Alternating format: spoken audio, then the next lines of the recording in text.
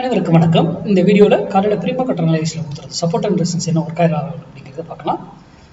இன்னைக்கு நம்ம சென்செக்ஸும் கொடுத்துருந்தோம். ஏன்னா எக்ஸ்பைரிங்கிறதுனால என்னால் கால்குலேஷன் பண்ண முடிஞ்சால் எல்லாத்தையுமே எடுத்து கொடுப்பாங்க.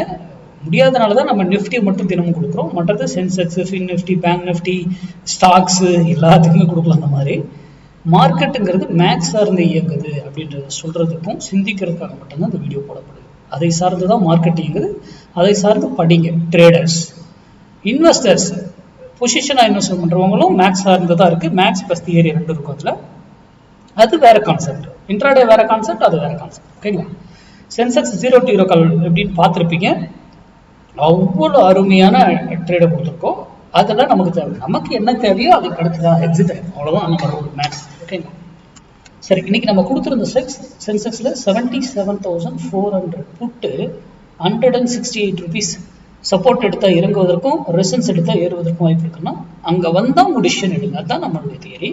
அது மட்டும் இல்லை, இங்கே கீழே இருந்தால் ஒரு வேலையிலேருந்து திரும்பணும். இங்கேருந்து ஏன் திரும்பிச்சுங்கிறது மேக்ஸு, அதை விட்டுருங்க. யூடியூப் பார்க்குறவங்க மேக்ஸ் ஸ்டூடெண்ட் எங்கே இருந்தாலும் எடுத்திருப்பாங்க. நம்ம விலைக்கு மேலே போகும்போது மட்டும்தான் மூமெண்ட் எப்படி இருக்குன்னு பார்த்தீங்களா? அது விலைக்கு கீழே வந்தோடனே மூமெண்ட் எப்படி இருக்குன்னு பார்த்தீங்களா? எகைன் அந்த விலையிலேயே எப்படி தூக்கியிருக்காங்க பாருங்க. எவ்வளவு பர்ஃபெக்டாக அந்த ப்ரைஸை ஏன் மேட்ச் பண்ணுது? சிந்திப்பதற்காக தான் இந்த வீடியோ.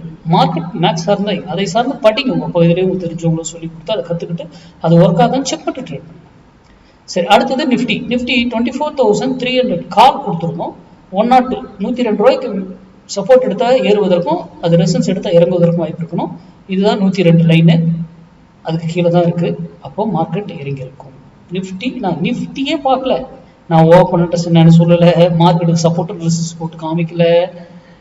பேட்டர்ன் என்னன்னு தெரியாது. ப்ரைஸ் ஆக்ஷன் என்னன்னு தெரியாது. நியூஸ் என்ன வந்துச்சுன்னு தெரியாது. ஆனால் ஏன் நம்ம மேக்ஸை ரெஸ்பெக்ட் பண்ணது? சிந்திங்க மக்களே. சிந்திப்பதற்காக மேக்ஸ் சார்ந்து இயங்கும். அதை சார்ந்து படிங்க. நன்றி, வணக்கம். வாழ்வார்கள்.